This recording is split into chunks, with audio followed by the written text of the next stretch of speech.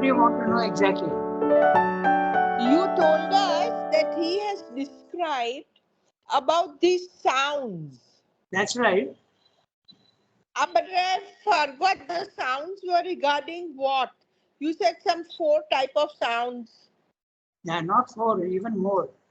When the Kundalini force rises, okay, from the Mooladhara, it comes up because there is a movement, there is an internal sound that you hear. Okay? And that sound is described in Savitri. But if you don't know, you will not know that he is describing the sound. So I'm telling you what the sounds are. Sometimes it's like the crooning of a humming of bees. Okay? Like that. That is the sound you hear. Or like the wind blowing through trees. Like that. Or you hear like a tinkling of a bell, like a caravan. If cattle are, they tie a bell round so that they can locate the animals very easily. The tinkling of a bell, that also is a sound which sometimes people hear. Or there is the other sound of the sea. If you are going near the shore on the sea, you will hear that huge, the waves crashing on this shore, and then the movement of the water, you hear a sound. These are the sounds that you hear. Okay? There are many other sounds, and we have described all that in that world soul, the 2 chapters. But do you know which lines? Because it's such a big. Yeah, it is 2 pages. Okay, No. if you are very interested, we will one day, I'll read out the passage and point out the sounds that he's talking about. Okay? Yeah, but now after the 20th. Okay. All right. Or you can do it tomorrow also if you want. No, it's not I want, it's what the others want, including you. Yes, I very much want. Or I wouldn't have asked.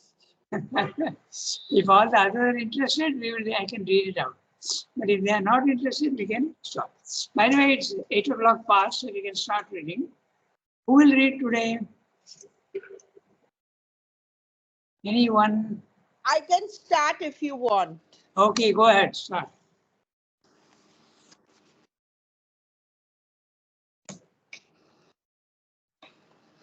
At this point.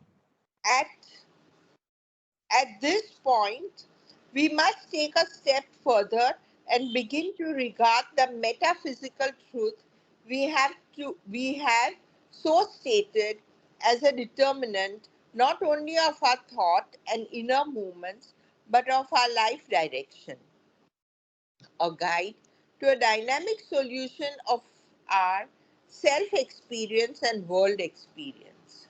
Our metaphysical knowledge, our view of the fundamental truth of the universe and the meaning of existence, should naturally be the determinant of our whole conception of life and attitude to it. The aim of life, as we conceive it, must be structured on that basis. Metaphysical philosophy is an attempt to fix the fundamental realities and principles of being as distinct from its processes and the phenomena which result from those processes. But it is on the fundamental realities that the processes depend. Our own processes of life, its aim and method, should be in accordance with the truth of being that we see. Otherwise, our metaphysical truth can be only a play of the intellect without any dynamic importance. It is true, the intellect must seek after truth for its own sake without any legitimate interference of a preconceived idea of life utility. But still, the truth, once delivered, must be realizable in our inner being and our outer activities. If it is not, it may have an intellectual but not an integral importance. A truth for the intellect. For our life, it would be no more than the solution of a thought puzzle or an abstract unreality or a dead letter. Truth of being must govern truth of life. It cannot be that the two have no relation or interdependence. The highest significance of life to us, the fundamental truth of existence, must be also the accepted meaning of our own living, our aim, our ideal. This is an idea that Srivastava very often insists on. He says that if you want to know the truth, not an ordinary man living an ordinary life, if you are interested in finding the truth and you find the truth, it must become a part of your daily practical life. Otherwise, there is no value. An intellectual understanding of truth has no value unless you practice it. That he is saying very clearly. Truth of being must govern truth of life. So this is basically what he's saying here. So we'll look at this attention very clearly. And before that, maybe we'll have a look at the summary of the previous paragraph so that we get the continuity. He's saying in the previous paragraph, all the three lower powers, mind, life, matter, being creative principles, do originate and generate vast worlds, but on the basis of the inconscient. This inconscient is a vast, infinite, dark, mysterious black power, often pictured as a sphinx or a dragon. It is mysterious because being inconscient yet produces consciousness. So that's why it is mysterious. Being apparently lifeless, yet it oozes life out of itself. So infinitely potent is it that one line of inquiry attributes to it the status of the sole originator of the universe. This is true. It does create the universe of matter, life, and mind. But it is not really the inconscient that creates, but the consciousness latent, somnolent in it. It's a Satchidananda in the inconscient which is really creating. But it looks as though the inconscient is creating. In fact, the resistance that it offers to the spirit is infinite. It obstructs at every step the upward evolution. Therefore, its resistance of inertia, darkness, and denial of the spirit has to be overcome by the higher level of consciousness, penetrating it and compelling it to yield higher forms of itself. And what is that? Matter, life, and mind. Our integral theory admits the truth of matter, life, and mind as valid within their own proper fields. But the integral view seeks to rid them of their imperfections, their limitations, their negations, in order to harmonize them with the higher counterparts of the upper hemisphere. I agree, Srivastava says, with the materialist who says that matter is the originator of all creating of the universe. But it is really not matter that is creating, it's only apparent. It is Satchidananda which is involved in matter which is creating. And we accept partly the truth that matter is creating, but there are imperfections in matter, and that we are trying to change. Our view is that. That's what Srivastava said. Now we come to the paragraph that we read today.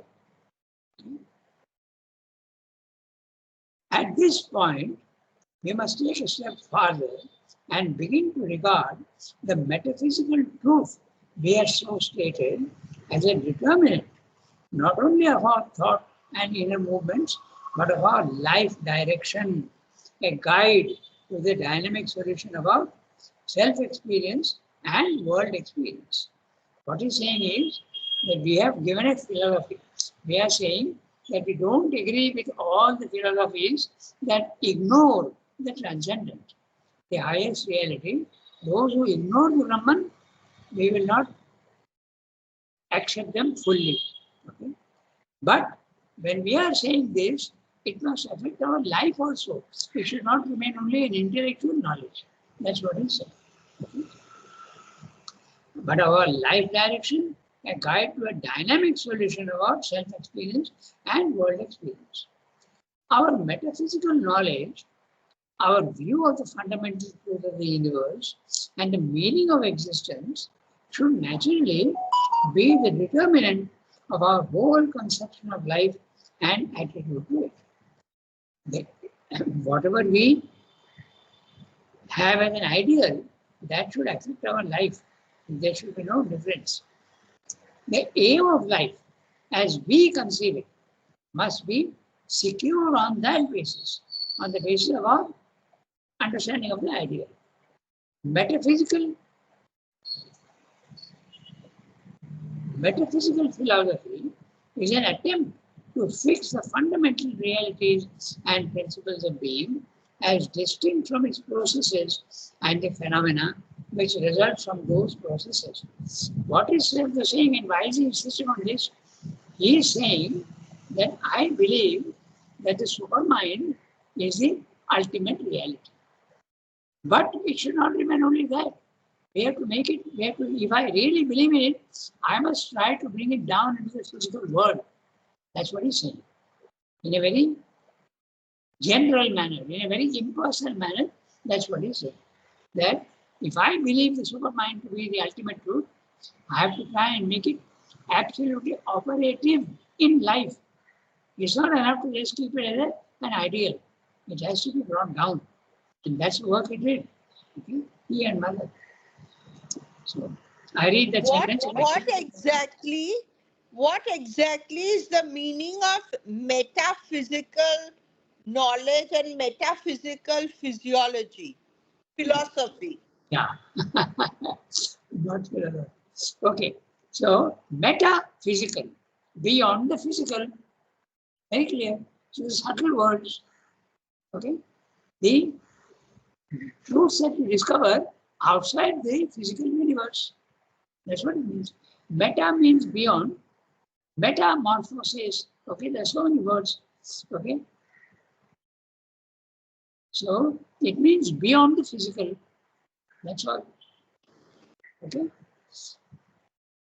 But it is on the fundamental realities that the processes depend. Which are the fundamental realities? The Satchidananda. Yeah. Tell me. Supraphysical is also beyond the physical, na? Yes, it's another word, that's all. Okay. Both are same, Dada? Yes. You can speak about the hemisphere. Yeah, you can also say higher hemisphere. Okay. But it's on the fundamental realities that the processes depend. Our own process of life, its aim and method should be in accordance with the truth of being that we see. Otherwise, our metaphysical truth can be only a play of the intellect without any dynamic importance. Note the word dynamic. It has to be applicable in life.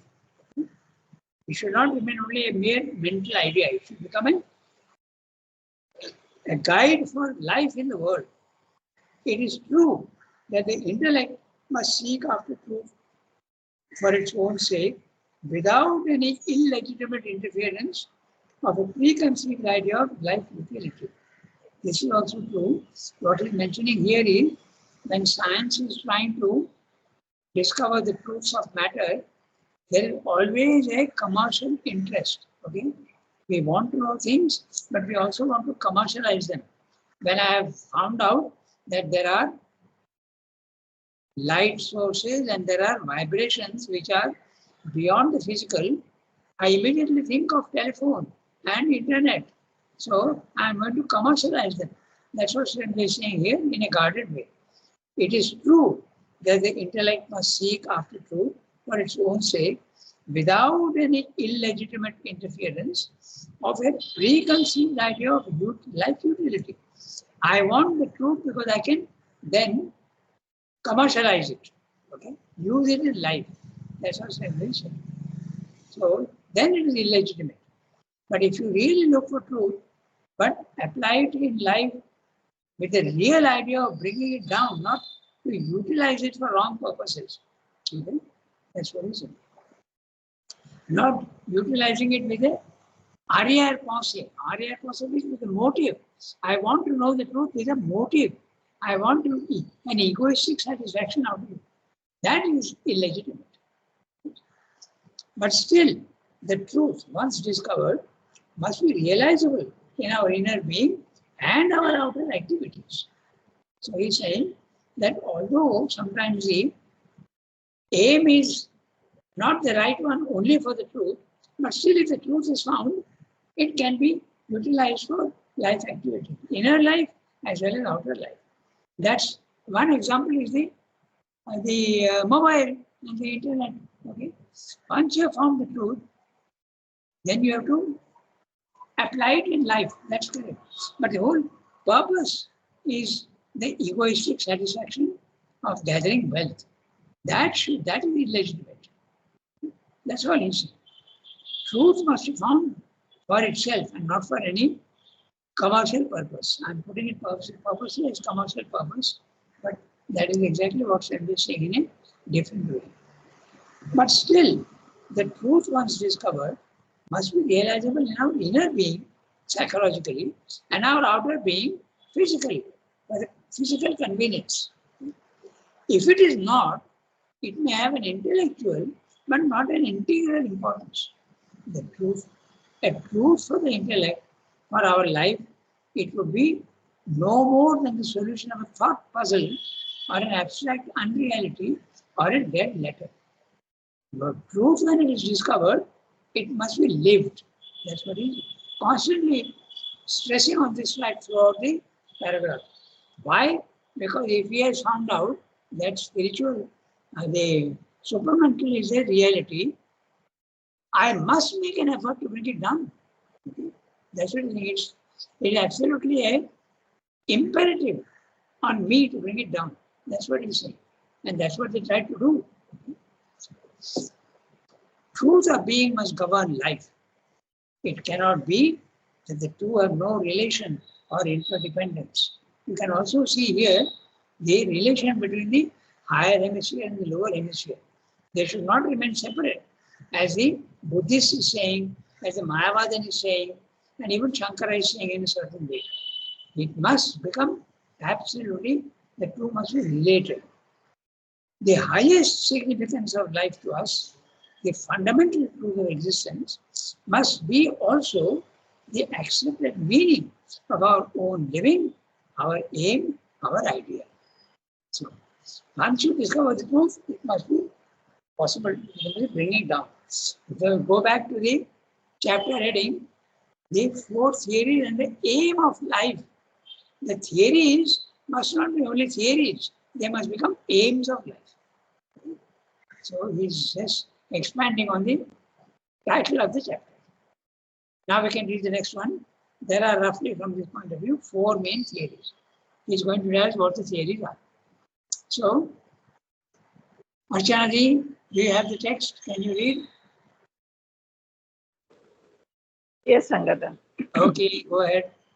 There are roughly from this viewpoint four main theories or categories of theory, with their corresponding mental attitudes and ideals in accordance with four different conceptions of truth of existence. These we may call the supracosmic, the cosmic and terrestrial, the supra-terrestrial or otherworldly, and the integral or synthetic or composite, the theories that try to reconcile the three factors, or any two of them, which the other views tend to isolate. In this last category would fall our view of our existence, here as a becoming with the divine being for its origin and its object, a progressive manifestation, a spiritual evolution with the supra-cosmic for its source and support, the otherworldly for a condition and connecting link, and the cosmic and terrestrial for its feed, and with human mind and life for its nodus and turning point of release towards a higher and a highest perfection. Our regard then must be on the first, on the three first, to see where they depart from the integralizing view of life and how far the truths they stand on fit into its structure. So here very clearly given the 4 theories of existence, and we look at them very carefully. There are roughly, because there can be many small variations here and there, but Srinath is just condensing them into 4 main theories. From this viewpoint, 4 main theories or categories of theory with their corresponding mental attitudes and ideals in accordance with 4 different conceptions of the truth of life, of the truth of existence. These we may call the supracosmic.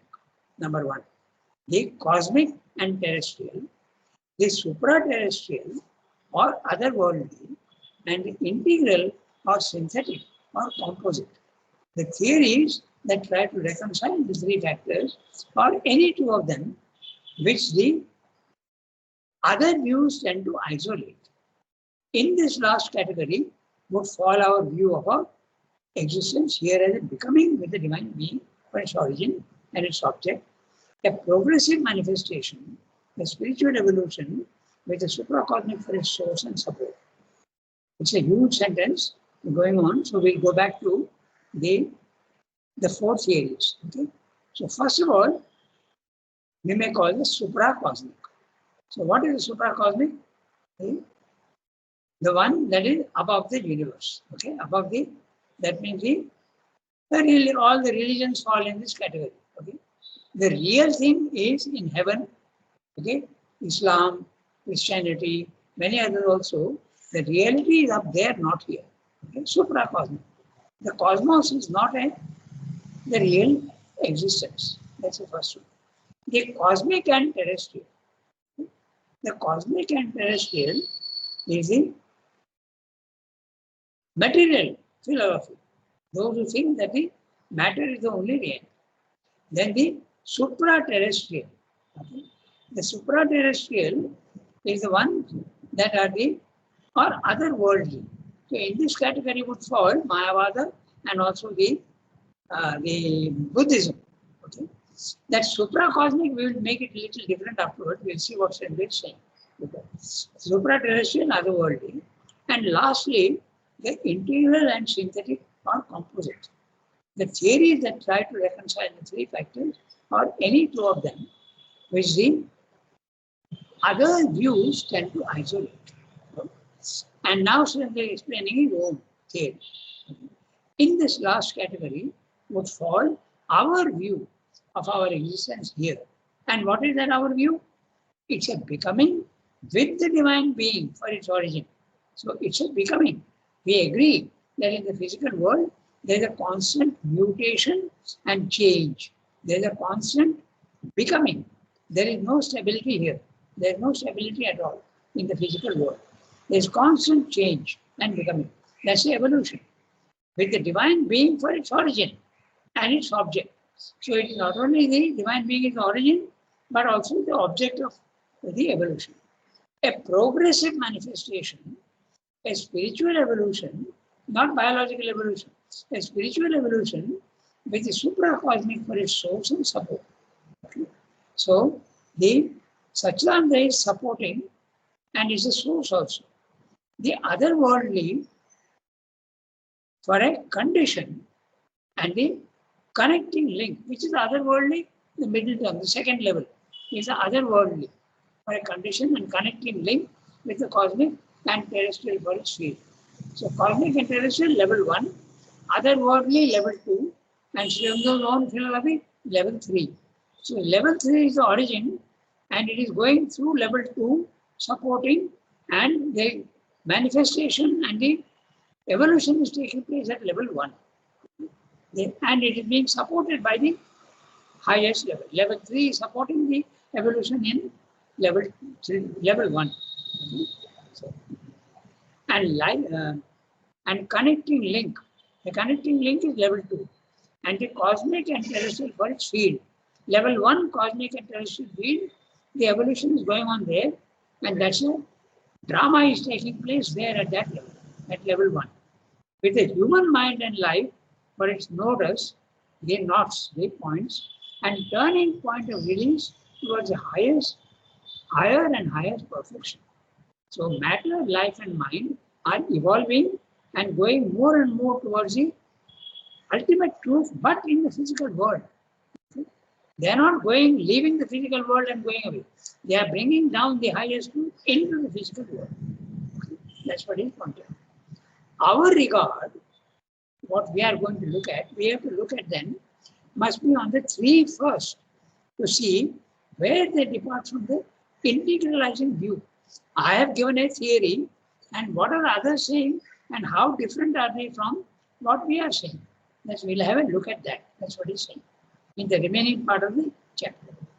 Our regard then must be on three first to see where they depart from the integralizing view of life and how far the truths they stand on fit into its structure, fit into our structure, our theory. Okay. That's what we see. So we still have 15 minutes, so we can read the next one. Oh, not a small paragraph. Okay, so I'll do one thing. I will read out the summary of this what we have read. We go on to the next one. So what he said in this paragraph. Summary. Broadly speaking, we may say that there are 4 theories of existence and their corresponding ideas applicable to life in the world. We may call them supracosmic, cosmic or terrestrial, supra-terrestrial or otherworldly. 4th, the integral or synthetic or composite. In this last category, there is an attempt to reconcile the other 3 or at least any 2 of them, which the others tend to see as separate or negligible or even contradictory to their own position. But we are going to try to synthesize and make them compatible. Our own integral view falls in this last category. That's what Srendra is saying. To state the integral theory once again, and he's telling you what the integral theory is. We believe that life in the world is a becoming. It's a constant evolution. It is a manifestation of the divine being, which is its origin. The manifestation here, the origin is the divine being. But the divine being is supporting the evolution here. It's also the final destination. The divine is supporting the evolution here, and the evolution is slowly going towards back to the divine. There's an involution and an evolution. The supracosmic being manifests itself in the cosmos, okay, which is the cosmic and terrestrial, through the other worlds, supra-terrestrial, which are the link between the 2 extreme poles. The extreme poles are level 3 and level 1, and the supra-terrestrial is in between, is the spiritual planes of consciousness. The 2 extreme poles. The cosmic is the field and condition. It's a stage on which the drama of evolution is taking place, which contain our mind, life, and body. So on level 1, these 3 things have already evolved: matter, life, and mind. Man's arrival in the evolution is a crucial turning point in which the evolution becomes conscious through man. The evolution culminates in the becoming as perfect as the being. The world must become, not the world, but at least a section of the world, must become as perfect as the 3rd level. This is the aim, meaning, and significance of life in the cosmos. This is what we said in the previous part. Now we will start examining each one, and we'll come to know exactly what he means by supra-terrestrial, okay, and supra-cosmic. He has used 2 words, supra-terrestrial and supra-cosmic. Supra-terrestrial is the spiritual planes of consciousness. Supra-cosmic is beyond the universe, going into the absolutely into non-existence. Okay. So supra-cosmic. Now let's read what he's saying one by one. He is taking up first the supra-cosmic view. Okay. So, yes, okay. Yes. You want to read? Go ahead. Yes. In the supracosmic view of things, the supreme reality is alone entirely real. The certain illusoriness, a sense of the vanity of cosmic existence and individual being is a characteristic turn of this seeing of things. But it is not essential, not an indispensable adjunct to its main thought principle. In the extreme form of its world vision, human existence has no real meaning. It is a mistake of the soul or a delirium of the will to live, an error or ignorance which somehow overcasts the absolute reality. The only true truth is the supracosmic, or in any case, the absolute, the Parabrahman, is the origin and goal of all existence. All else is an interlude without any abiding significance. If so, it would follow that the one thing to be done, the one wise and needful way of our being, is to get away from all living, whether terrestrial or celestial, as soon as our inner evolution or some hidden law of the spirit makes that possible. True, the illusion is real to itself, the vanity pretends to be full of purpose. Its laws and facts, they are only facts and not truth, empirical and not realities, are binding on us so long as we rest in the ether. But from any standpoint of real knowledge, in any view of the true truth of things, all this self-delusion would seem to be little better than the laws of a cosmic madhouse. So long as we are mad and have to remain in the madhouse, we are perforce subject to its rules, and we must make, according to our temperament, the best or the worst of them. But always our proper aim is to get cured of our insanity and depart into light and truth and freedom. Whatever mitigations may be made in the severity of this logic, whatever concessions validating life and personality for the time being, yet from this viewpoint, the true law of living must be whatever rule can help us soonest to get back to self-knowledge and lead by the most direct road to nirvana. The true ideal must be an extinction of the individual and the universal, a self-annulment in the absolute. This ideal of self-extinction, which is boldly and clearly proclaimed by the Buddhists, is in Vedantic thought a self-finding. But the self-finding of the individual by his growth into his true being in the absolute would only be possible if both are interrelated and interrelated realities.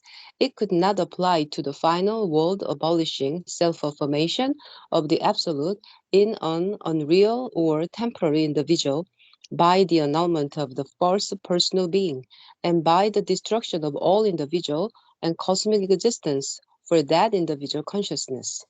However, however much these errors may go on, helplessly inevitable in the world of ignorance, permitted by the Absolute, in a universal, eternal, and indestructible avidya. Vidya. So, very clearly, the first one is dealing with is the Buddhist philosophy and the Mahabharata philosophy. The highest is the truth, and the lowest is not the truth at all. So we have to escape from that. It's a mistake.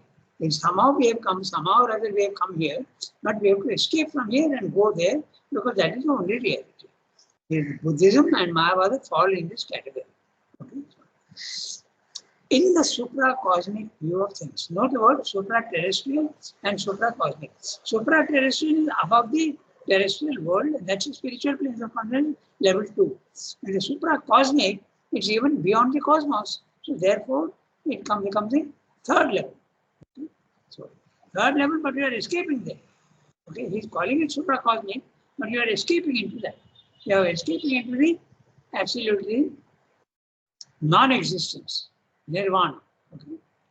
In the supra-cosmic view of things, the supreme reality is alone entirely real. Okay? That's only reality. Everything, even the universe is unreal. A certain illusoriness, a sense of the vanity of cosmic existence, And an individual being is a characteristic turn of the seeing of things. Okay? So, Chandra is saying a certain illusoriness, because even Shankara would probably fall in this category. He is using the word certain illusoriness. Okay? Some illusoriness, because it can be also half illusoriness. So, it's a shadow. That also is called falling in this category. You can't make absolutely categorical judgments over which theory is where in which category, but there is a certain mixture. Shankara we will discuss a little later, but mainly here in this one is Buddhism and Mayavada. Okay? A certain illusoriness, a sense of the vanity of cosmic existence, an individual being is a characteristic turn of the seeing of things, the way you look at things. But it is not essential, not an indispensable adjunct to its main thought principle. And what is that main thought principle? Go by all means to the third level and realize who you are. You are nothing but the infinite Satchidananda. You have to go there. In the extreme forms of this world vision, human existence has no real meaning. So again, look very carefully.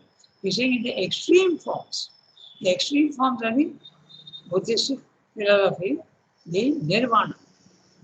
Everything has no meaning, the ultimate truth is zero. Okay? But that's an extreme form. There are many slight variations of this theory, and Shankara falls within those slight variations. Okay? In the extreme forms of its world vision, human existence has no real meaning. It's a mistake of the soul or a delirium of the will to live, an error or ignorance which somehow overcasts the absolute reality. The only true truth is the supracosmic. Note the word again, true truth. Okay? People who don't understand all these things will say, what is this nonsense? True truth. Because even truth is graded. Just now he has told us in the previous one that our view is that there is a gradation, there is an evolution, there is a successive evolution. That's why there are gradations. So therefore, because true truth is meaningful. In this is a supracosmic. The only true truth is a supracosmic. Or in any case, the absolute, the Parabrahman, is the origin and goal of all existence. All else is an intent. Note very carefully, he is not talking about the Satchidananda at all. Okay? Because that has a different context. Okay? The Buddhists don't talk of Satchidananda, they speak only of the Nirvana, the absolute. The Parabrahman is the origin and goal of all existence. All else is interlude. So an interval, if you want, without any abiding significance. Which is interlude? Work in the physical world, it's an interlude.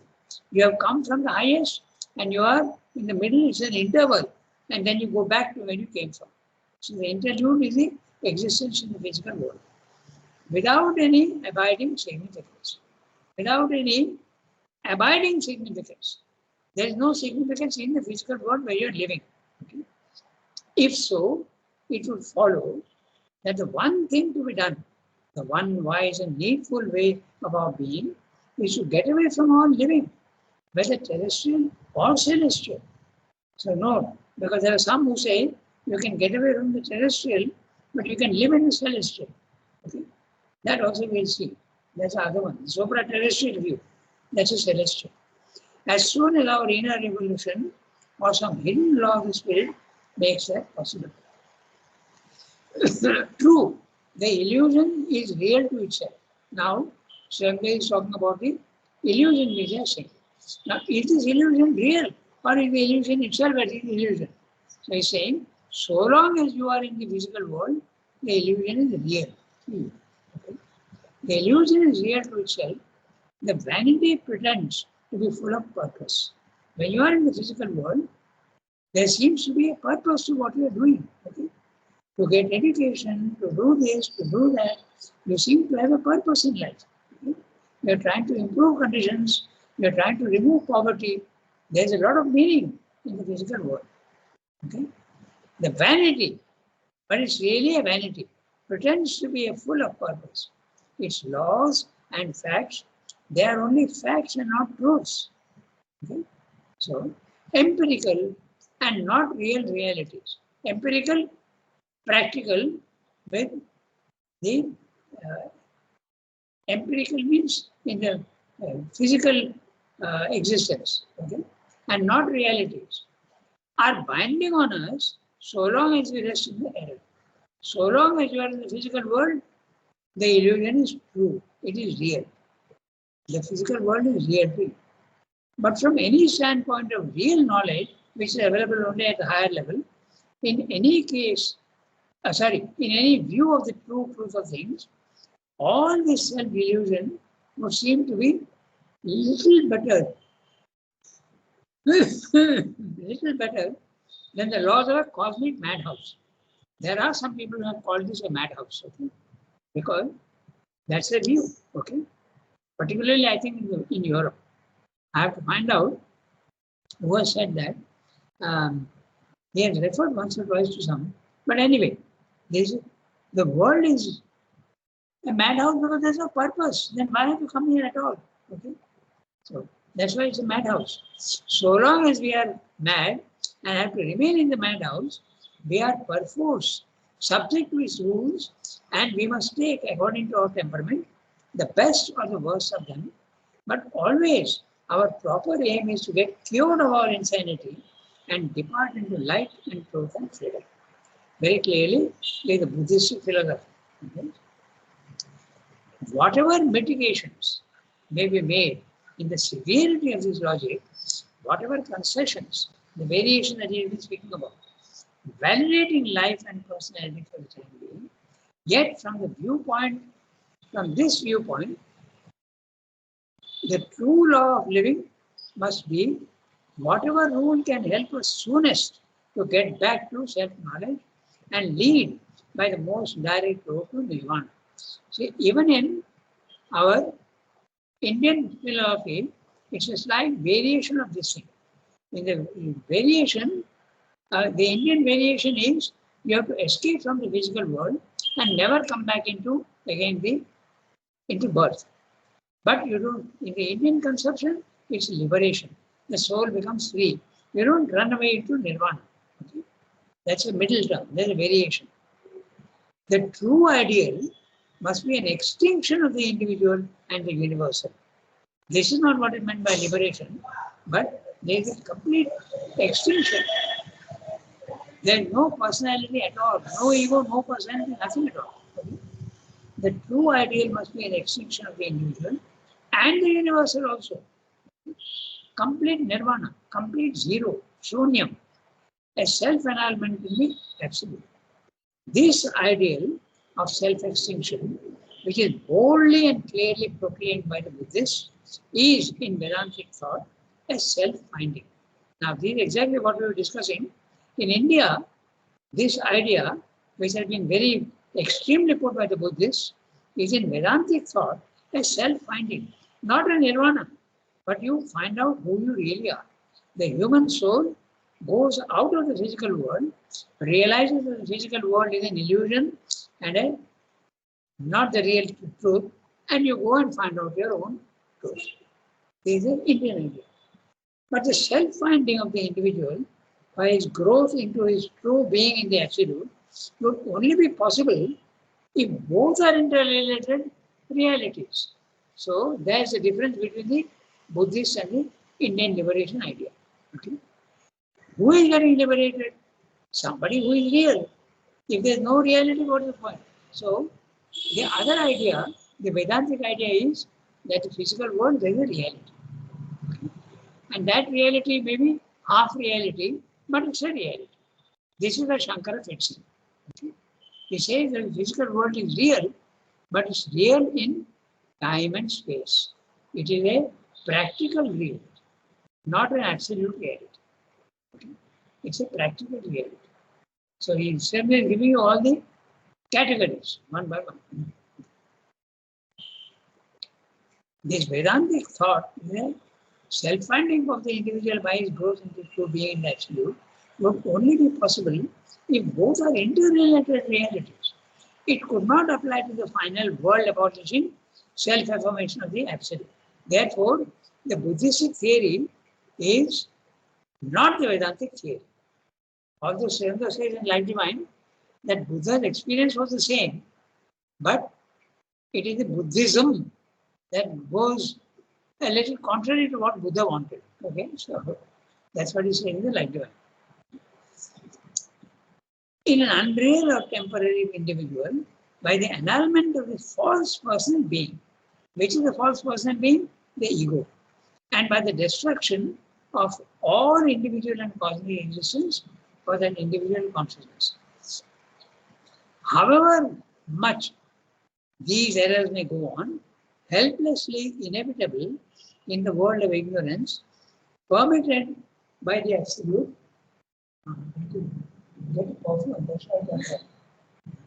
I didn't realize that we have already gone to 46. I just finished the para. My student has already come. However much these errors may go on, helplessly inevitable in the world of ignorance, permeated. What is the word? Permeated by the absolute in a universal, eternal, and indestructible avidya. Okay, we stop here today, and next time, but this idea. Okay, so I'll make a note of Merci it. beaucoup. Yeah, okay. Au revoir, everybody. Thank you, Rangada. Okay. Thank you, Suki, Dada. make the notes. Yes, I'll make a note. Don't worry. Ah, I'll make a note.